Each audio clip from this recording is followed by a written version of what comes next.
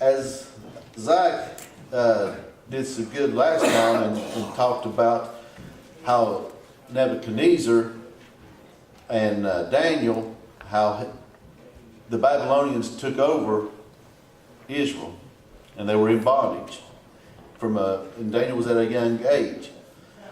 So now that we Daniel and his friends, they were of select. They was in kingship. They had bloodline. They had a good bloodline with the king. So they were, like Zach said, they took the best and they started teaching them their ways. But Nebuchadnezzar, he was the most powerful. He was the longest reigning. He stopped at nothing to subdue the people who blocked him in his path to conquest. He burned Solomon's temple, and we know how, we've read before how Solomon's temple was so great and beautiful, and how God blessed Solomon. Well, he burned it to the ground. He was quick to anger, quick to judge, and he was ruthless. But as we would read and study, he knew when he would see God. But he had a dream. And then we're leaving off with where Zach was, and Daniel has gotten older and wiser, but Nebuchadnezzar had a dream. And he called for the Chaldeans, the magicians, the sorcerers, everybody that could possibly interpret a dream. He called them to court because he wanted the interpretation of this dream. And they said, that's no problem. We'll interpret your dream. Tell us your dream, king. And he said, that's the problem. I can't tell you my dream. He said, that's your job. I want you to tell me what I dreamt, and tell me the interpretation thereof of it. Well, the Chaldeans, which was his own people, because the Babylonians, Chaldeans was his people. So his own people answered and said, there is not a man on earth that can do this, nor any lord or king that could ask of this. And he went through everybody, and he said, let me tell you, if you don't do it, I'll cut you up in pieces, and I'll use your houses for a dunghill. And they knew he as ruthless as he was, and as quick to anger, he was going to do it. So no one could do this. They told him that no one could do this except the gods whose dwelling is not with flesh. They said there ain't a man on this earth that can do it except for a god. And Babylonians served many gods. But he asked all these people that represent all these gods, and they couldn't do it. So he summoned Arioch, and he was the captain of the guard. He told him and gave him an order. He said, I want you to kill every wise man that I have. Every one of them. So the decree went out. Well, Daniel was friends with Arioch. And he told Daniel what the decree was. He said, I'm going to kill everybody. Every wise man. And he went and told the king, he said, give me time, and I will show you what your dream was and the interpretation thereof. He said, give me time. That was one thing that Nebuchadnezzar was he was quick. He wanted things done. He wanted things done now. So when he asked of this, Daniel asked him, just give me time and I'll tell you. Come on, so Daniel went to the king and then he asked for that. And he said, I'll fulfill your wishes. So as soon as Daniel, and the king said, all right, I'll give you that. So Daniel went, and what did he do? What do we do when we find trouble or opposition in our lives? Yes. Amen. We should do what Daniel did. He went to his buddies.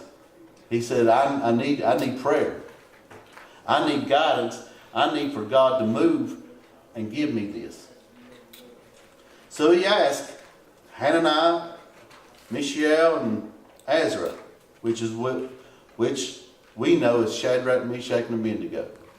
Now they changed their names to Shadrach, Meshach, and Abednego in chapter 1.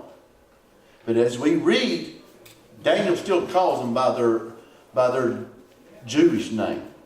Because you have to realize that even though they are in captivity, they are in bondage, and the opposition is against them, and they are serving a ruthless king, they still hold on to their one true God. They still hold on to their God-given names. They do not change. Now, to the public, to the king and everybody else, they probably called him by their Babylonian names. But when he went to them, and the Bible says he went to and gave their Jewish name, their God-given name. And he said, I went to them to pray. Because they were at risk. When they was going to kill the wise men, they were part of the wise men that had been taught when they was taken over. So they went to God in prayer. And they didn't come to, and you can read the prayer that Daniel gave and spoke to God. They didn't come to us, oh, help us, Lord. They praised him first. And said, you know what we need. If whether we die by Nebuchadnezzar or you give us this. So if you want us to live, you give it to us. If not, then we'll die, with your by serving you. So that night, the dream was revealed unto Daniel, and immediately when the next morning, what did he do? He gave thanks. He gave prayer of thanks to God for answering his prayer. Amen. And a lot of times we get caught up in all of our prayers that we don't humbly and intently give God praise. You're right, Toby. Amen. For all he's done, for all the things he's brought us out of, do we give him thanks? Do we humbly ourselves? And he did. He gave God thanks for giving that to him. Amen. So he went to Arioch and told him, don't kill no wise men. He said, don't kill anybody. He said, get me in front of the king. He said, because I have the interpretation. I have the dream and the interpretation. So he told the king that it's not by him, and he made it clear before he went to the king that what I'm about to tell you, it's not because of me. And it's not because of somebody else, but it's because of the God that I serve that's answering your dream that you can't remember. He said, it's my God that's doing this. So the dream was a dream of prophecy, and it was the view of the future. And I'm going to read the dream real quick. And because this was a dream that the king could not remember at all. And it's funny that that God gave this dream to a king that overtook his people. Yeah, come on. But he's using this king. Now this king, when he spoke, you see how people reacted. They reacted with haste, and they reacted in fear because they were afraid for their lives. He had a lot of power. The Babylonian Empire covered a vast territory from Egypt all the way up. You have to look at the map of how big this Babylonian territory covered. He had a lot of influence. And if he could take God as his one God, that would influence a whole territory. So in verse 31 in chapter 2 of Daniel, this is the dream that was given.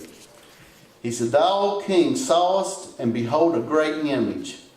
This great image, whose brightness was excellent, stood before thee, and the form thereof was terrible. The image head was of fine gold." And now the head of gold represented Nebuchadnezzar and his kingdom. His breast and his arms of silver. That represented the kings of Media and Persia that were to come after King Nebuchadnezzar. His belly and his thighs of brass, better known as what we would know as bronze, represents Greece.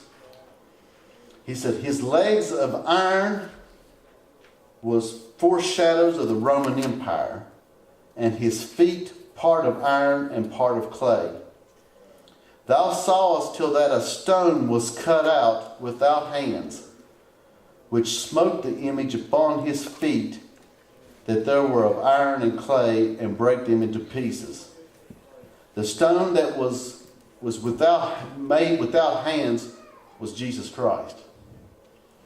And that this stone busted up this whole thing. He said, "Then was the iron, the clay, the brass, and the silver, and the gold broken to pieces together, and became like chaff of the summer threshing floors, and the wind carried them away, that no place was found for them, and the stone that smote the image became a great mountain, and filled the whole earth."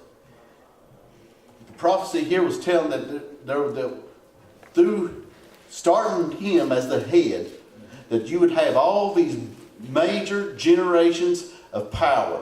The Greece, the Romans, and toward the end, this stone that had not been made by man, Jesus Christ, man didn't have nothing to do with it for the creation of Jesus. That he would propel himself in this world, and it would change the world drastically. It would destroy everything that man has ever built up as far as earthly kingdoms. It would change the world. And it goes on to say that from that stone, it would build a mountain that would cover the whole earth. Just as Christianity and Jesus, everybody, the whole world knows about Christianity. And it covers this whole earth. And it's predicting that one day he's going to come back. Bless you, Toby. So this king was given this dream that he could not remember. And Daniel prophesied this dream to him. And he said, "Now this is be the dream that you dreamed, and give thanks to my God, which gave you this dream."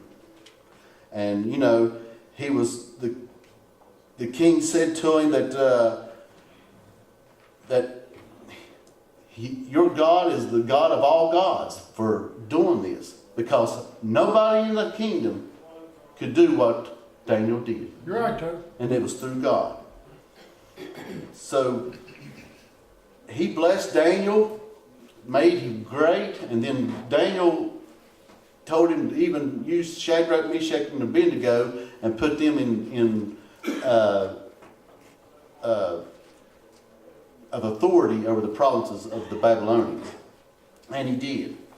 So now here you have Jewish people leading what was most of all the king's empire.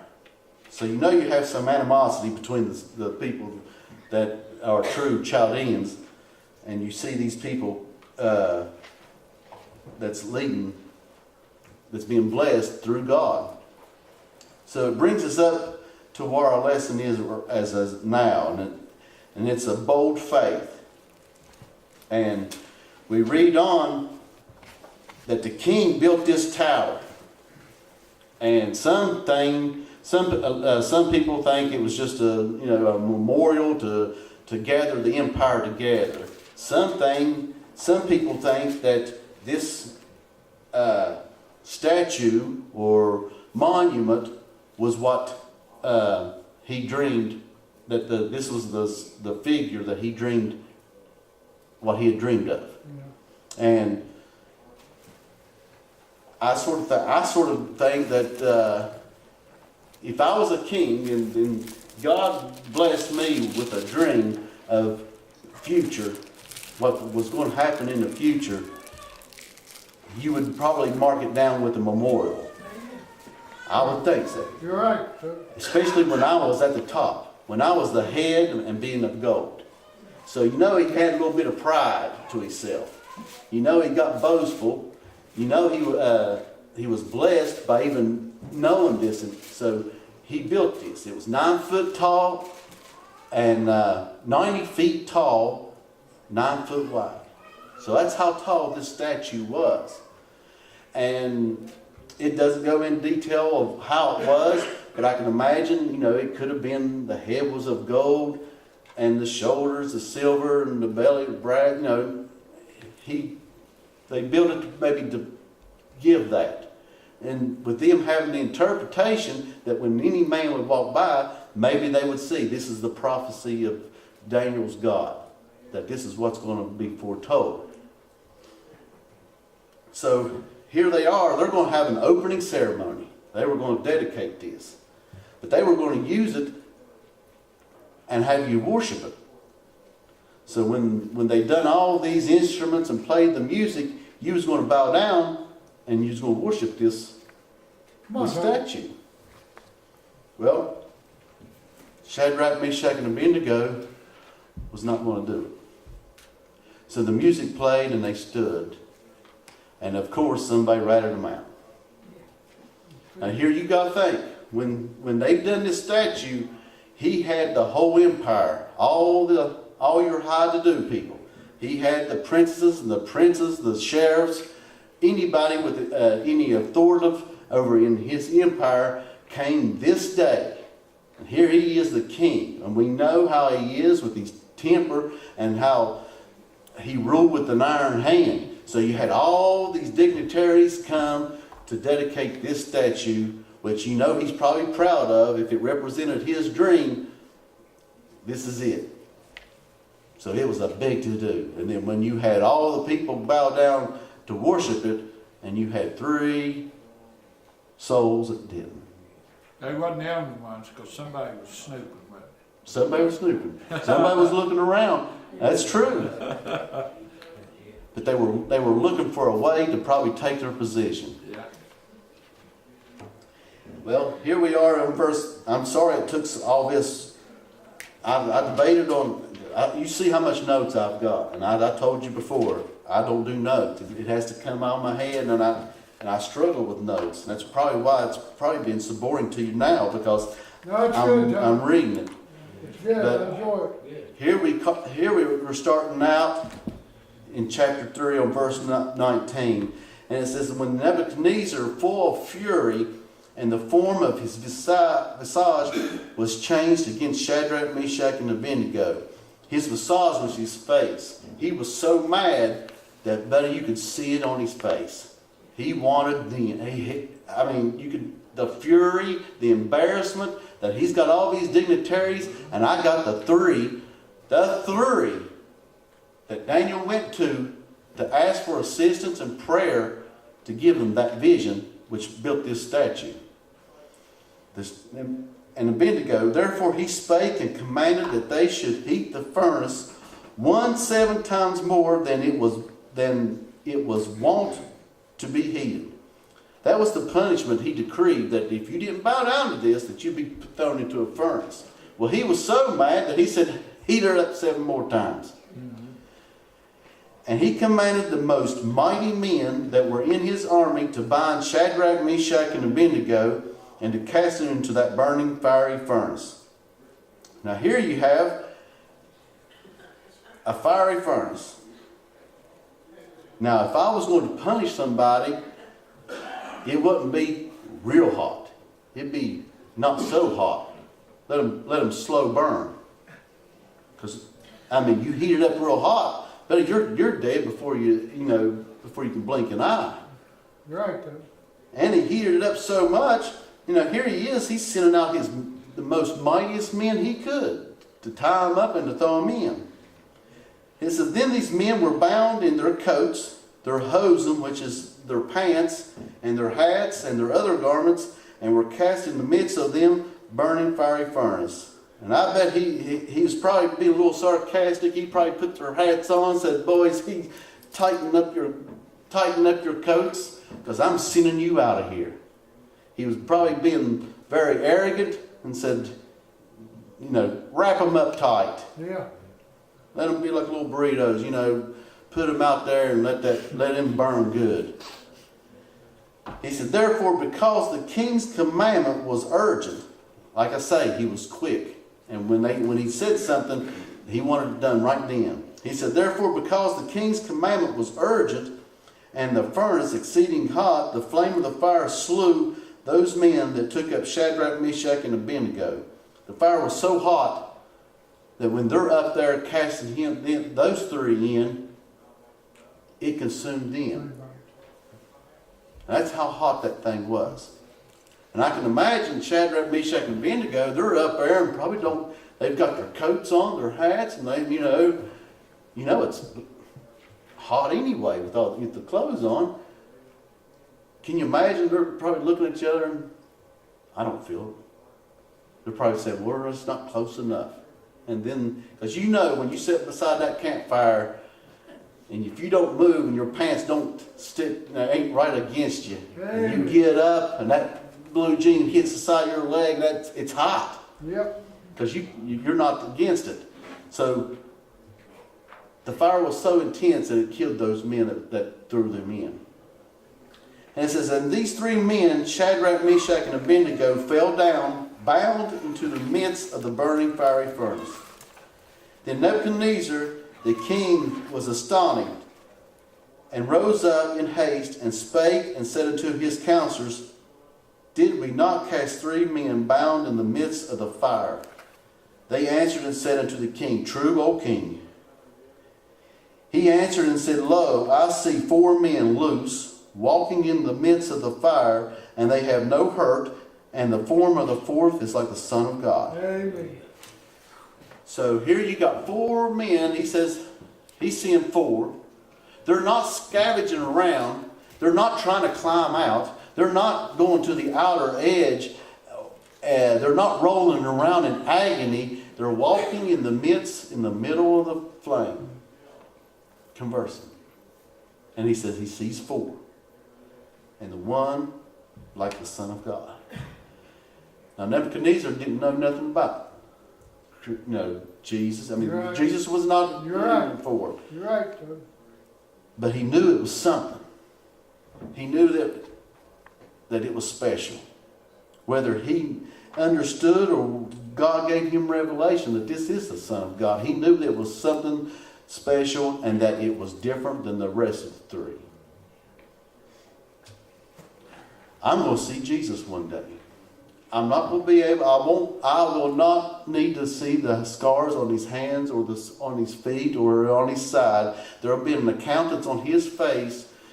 When we see him, we will know who he is. Yeah. Right. We will know the Son of God when we see his face. We won't need no revelation. We won't need a name tag. We won't need a sign or somebody to tell you that's Jesus. When we see him, we'll know. You can't hide the Holy Spirit. When you see it, when you hear it, you'll know it. When it's behind the pulpit, you'll feel it, you'll see it, you'll hear it.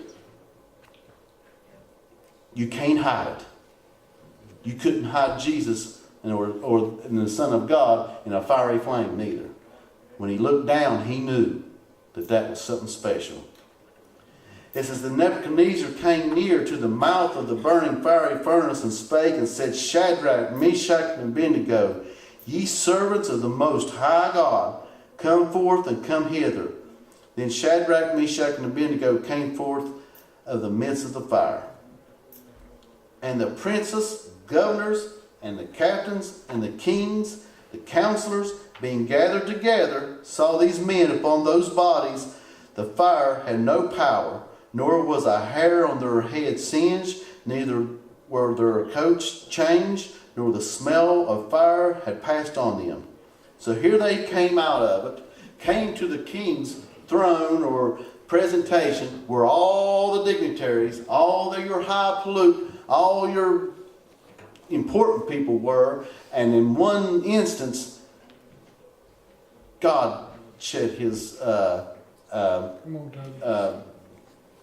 blessing, showed what their true God is. Amen. That you just now witnessed a miracle through their God. You're right. Not, like I told you, Babylonians they were pagans. They served many gods. But they probably didn't see none of their gods ever do that. Not even the hair on their head, their eyebrows, or their arms. Not even the threads or smoke, even smelled like smoke. Yeah. And they all took accountance of that.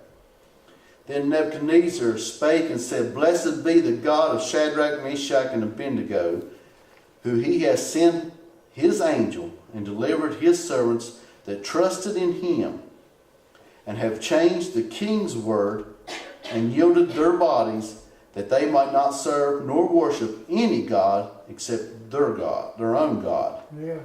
They defiled the king. They said, no matter what, we will serve our God. We won't serve their God. He wasn't used to being talked to in that way. You're right. He was the king. When he spoke, things happened, and it happened fast. If You're not, right. he'd kill you. You're right. That was his favorite thing, to cut you up in pieces and make your house into a dunghill. And he says it like 3 times when you read on. He told him that if anybody went against the God of Shadrach and Meshach, he would do that to them. You're right. That was his favorite little tidbit. That was his favorite punishment, I guess. But he said he recognized the one and true God. Now, the Bible doesn't say that Nebuchadnezzar ever gave his life to God, but he did acknowledge it. Yes, he did. And he knew that it was for real. You're right. If there was one king that God displayed mercy and showed what power he did, Nebuchadnezzar ranks up there with the Egyptian king of how powerful our God is. Well, you know what? He's still that powerful today.